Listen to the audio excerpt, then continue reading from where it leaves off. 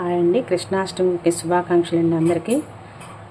కృష్ణుడికి ఎంతో ఇష్టమైనటువంటి ప్రీతిపాత్రమైనటువంటి అటుకుల పాయసం ఎలా తయారు చేసుకోవాలో చూపిస్తాను. స్వామికి చాలా చాలా ఇష్టం అండి. నేను దీంతో 1/2 కేజీ తీసుకుంటున్నాను అటుకులు. ఇలా 2 కప్పులు తీసుకున్నానండి. వీటిని మనము బాగా శుభ్రంగా కడుక్కోవాలి. ఫస్ట్ కడిగి నీళ్లు వంపేసి పక్కన పెట్టుకుందాము. ఇలా శుభ్రంగా కడిగండి ఒక 10 నిమిషాలు నానబెట్టుకుందాము, పక్కన పెట్టుకుందాము.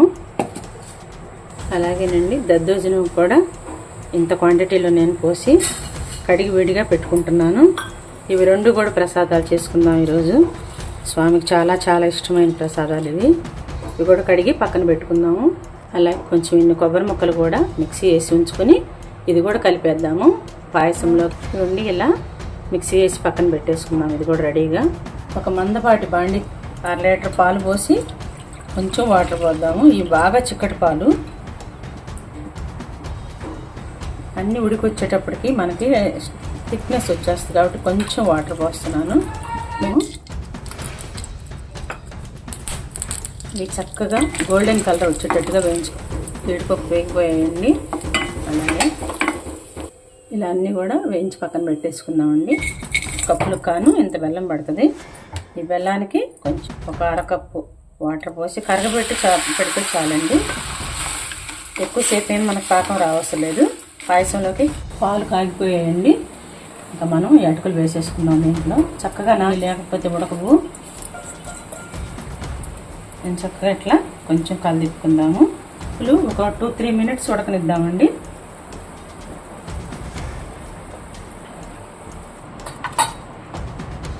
ఇప్పుడు ఉడికే స్టేజ్లోనే మనము ఈ యొక్క కొబ్బరి కూడా వేసేసుకుందామండి. కొబ్బరి చాలా బాగుంటుంది.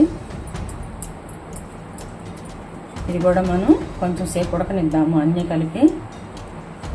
చూడండి ఎంత బాగుందో. చాలా చాలా చక్కగా ఉడికింది. ఇలా అంటే మనము చూడండి మెత్తగా ఉంది, చక్కగా ఉడికింది అన్నమాట. కూడా దీంట్లో పోసేసుకుందాము.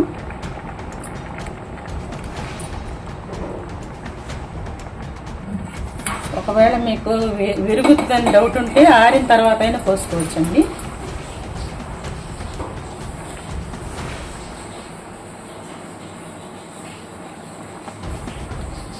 చూడండి ఎంత చక్కగా వచ్చిందో. ఈ బెల్లం చాలదనుకుంటే అండి ప్రసాదం పెట్టిన తర్వాత అయినా కొంచెం కలుపుకోవచ్చు మనం. స్వామికి తీసేసి ఈ స్టేజ్లోనండి కొంచెం యాలకుల పొడి వేసుకుందాము. చాలా చాలా మంచి సువాసన వస్తుందండి యాలకుల పొడి. డైజెషన్ కూడా చాలా బాగుంటుంది అన్నమాట. మనం పెట్టుకోవాలండి ఎప్పుడైనా సరే. నేను హైలోనే పెట్టాను, ఫాస్ట్గానే అయిపోయింది. రెడీ అండి అటుకుల పాయసం స్వామికి, కృష్ణయ్యకి. దద్దోజనంకి తాలింపు పెట్టుకున్నాము. తాలింపు కావాల్సినవన్నీ వేసుకోవడమే. మినపప్పు, శనగపప్పు అన్నీ కూడా కొంచెం నెయ్యి వేసాను నేను తాలింపుకి. అలాగే కొంచెం జీలకర్ర,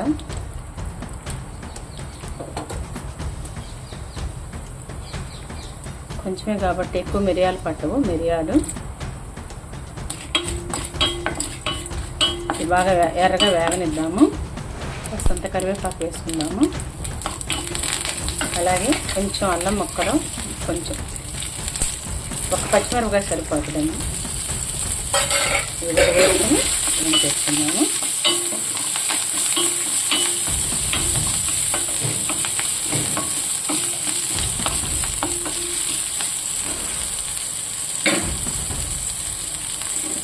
కొంచెం పచ్చిమిర్చి వేగనిద్దాం ఒక్క రవ్వ.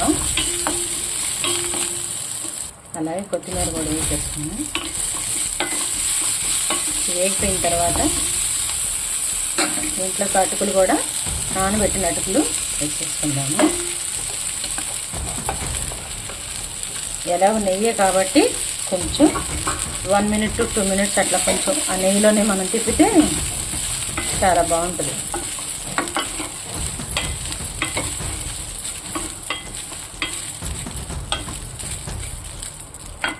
కొంచెం ఆరినిచ్చి పెరుగు కలుపుతాము. పక్కకు తీసేసుకునండి. స్టవ్ పూర్తిగా చల్లారిపోయిందండి దద్దోజనానికి. అటుకులు ఇట్లా పూర్తిగా ఆరిపోతే మంచిది, ఎందుకంటే పెరుగు విరిగిపోతుంది. చక్కగా ఫ్రెష్ పెరుగు తీసుకుని కలిపేసుకోవటమే. ఉప్పు వేసుకుని కొంచెం లూజ్గానే కలుపుకోవాలి, ఎందుకంటే కొంచెం నానిన తర్వాత గట్టి పడుతుంది కాబట్టి, గట్టిగా ఉంటుంది కాబట్టి. సరిపోయింది అయినా కొంచెం, ఎందుకంటే నానిన తర్వాత కొంచెం గట్టి పడుతుంది కాబట్టి ఇంకొంచెం పెరుగు వేస్తున్నాను నేను. అయిపోయిందండి అటుకుల పాయసం, అటుకుల దద్దోజనం. స్వామి ప్రసాదం పెట్టేసేద్దాము. చక్కగా దానిమ్మ గింజలు వీటన్నిటితో డ్రై ఫ్రూట్స్తో గార్నిష్ చేశానండి. శ్రీకృష్ణ భగవానికి ఇష్టమైనటువంటి ఈ జన్మాష్టమి రోజున చక్కగా అటుకుల పాయసము అలాగే అటుకుల దద్దోజనం అన్నమాట రెడీ. స్వామి ప్రసాదము నైవేద్యం చేసేద్దాము. అందరూ కూడా ఇవి చేసుకుని చక్కగా మీరు స్వామికి పెట్టుకుని మీరు కూడా తినండి. ఎలా ఉన్నాయని చెప్పి కామెంట్ పెట్టండి. నా ఛానల్ సబ్స్క్రైబ్ చేయకపోతే చేయండి. వీలైతే మీకు నచ్చితే అందరికీ షేర్ చేయండి. Thank you so much.